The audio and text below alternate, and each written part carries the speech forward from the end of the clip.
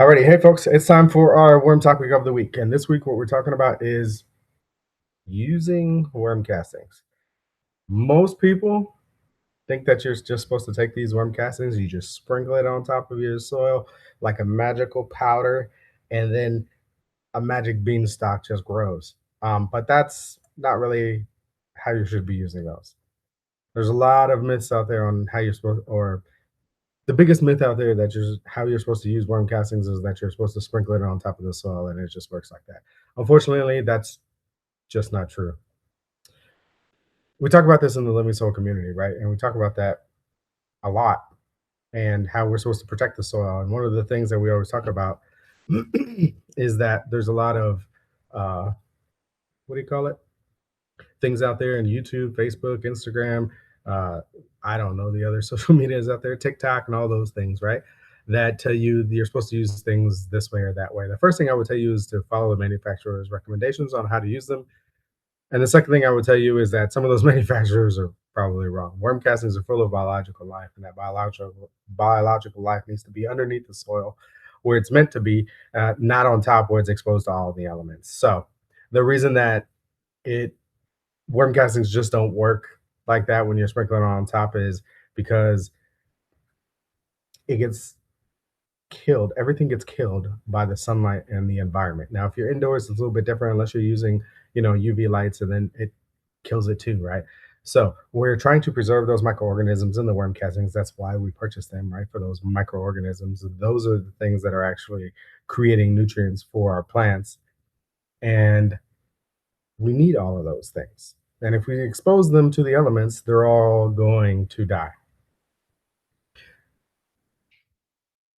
So if you're not supposed to sprinkle them on top, how do you use them?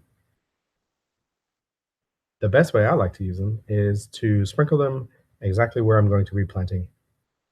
What I like to do is if you put a planting hole in, right, if you're doing transplants or something like that, you put them into the bottom of the hole and you get them as close as possible to the roots because that's where they're going to have the biggest impact on the plant, right? Those microorganisms need those roots and those roots need those microorganisms. So if you get those in the close proximity to each other, they're going to be really happy. It's kind of like me and German food. If I can get really close to a German restaurant, I'm going to be really happy because I have access to the things that I want. Plants are the same way with the microorganisms that are inside of the worm castings. Now, during the growing season, do you continue to add worm castings? Yes, I absolutely do in extract form if it's necessary. When are those times when it's necessary? Usually if it's a perennial plant, then I do it 3 times a year. If it's if it's a seed that I'm starting, then I put it in the seed mix, right? If it's a plant that's struggling, then I will hit it with some extract as well, right? If it's getting attacked by pests, same thing. I will hit it with these worm castings. Do you need to keep putting it on like it's a normal fertilizer that's feeding the plant? No, because it's not feeding the plant. There's no real nutrients inside of worm castings if you look at the NPK rating on the majority of them that are out there on the shelves. There's not much on there. Hardly any, really. Compost has more nutrients in it usually. So, what you're buying is the biology. And that biology needs to be as close as possible to the roots. We talk about this in the Living Soil community, and we talk about our 4 principles for living soil, which is air, water, food, and microbes. And today, what we're talking about is those microbes that we get from our worm castings. Worms are microbe factories. Fun fact, that's what they do. They eat a bunch of things and they poop out a bunch of microbes inside of this mucus ball that is their poop. A cast, or if you have multiple castings. Now, do I treat perennial plants different from my indoor plants, from my annual plants when it comes to worm castings? No, I don't. They all get the same treatment. Only time I treat them differently is if I visually see something occurring. Then they will get probably more than the normal dose, which is what I usually do, which is 3 times a year. The cool thing about worm castings is they feed your plants all year round as long as you keep the soil covered. As long as you feed the soil, right? Which is the other principle, air, water, food. As long as we have food there to feed the microbes, which is the fourth thing, then that system just keeps feeding and Mother Nature does what it's supposed to, whether it's in a small pot, whether it's in a raised bed, whether it's in the ground, whether it's in a greenhouse, or whether it's outside in in your backyard. It doesn't change. The way microbiology works doesn't change in the soil. It works the exact same way. We just have to foster that environment to keep all those things going and growing and doing what they're supposed to. I would like to address one massive myth out there, and that is more worm castings are better than less. That is one of the biggest things that you can do to kill or stunt the growth of your plant. Adding more because you think it's better. Absolutely not. And it's very incorrect. There's enough scientific studies by a bunch of universities out there. The first one I can think about is University of North Carolina that have tested all of these things that say that once you go over about 20% worm castings, you start getting diminishing returns, which means your plants don't produce, they don't grow, they are stunted. So please don't add more than 20%. And if you have a worm casting and on the bag it says no more than 10%, then there's a reason for that. Stick to that rule. Do not add more. If you add more, you will not get better results. You will actually get worse results with worm castings. So be very careful.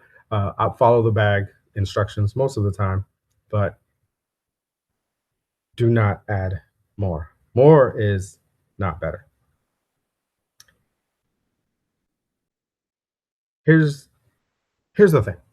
Think of worm castings kind of like a probiotic.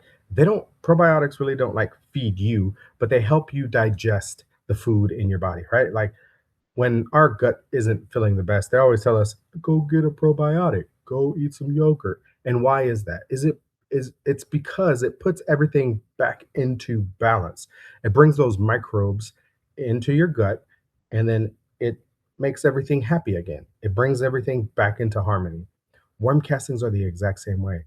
They're not providing food for your plant. They're taking all of the things that they bring, putting it into the soil where the roots of the plants are, and making everything nice and bringing it into harmony so that your plant can be happy. This is why you don't top dress with worm castings. It's kind of like sprinkling yogurt on your face. Is it really going to help your stomach out? No, it's not. The same thing with worm casting. If you sprinkle it on the soil, it's not going to help your plant out.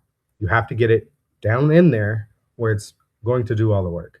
And with worm castings, that's down in the root zone. If you're eating yogurt or probiotics, that is in your stomach, right down in there, not on your face. So if you find this type of stuff interesting or you like what I'm talking about, go ahead and like, share, or comment down below, and I would greatly appreciate that. Now, let's get back to it. And I think I'm kind of done here, but I think if you're doing nothing else this week, look at the worm castings that you're grabbing. And if you have been top dressing, try something for me. Just this season, maybe not this week, this season. If you're grabbing worm castings, do me a favor. Grab them and then put them into the root zone of your plant. If you want to create an extract, you can create an extract.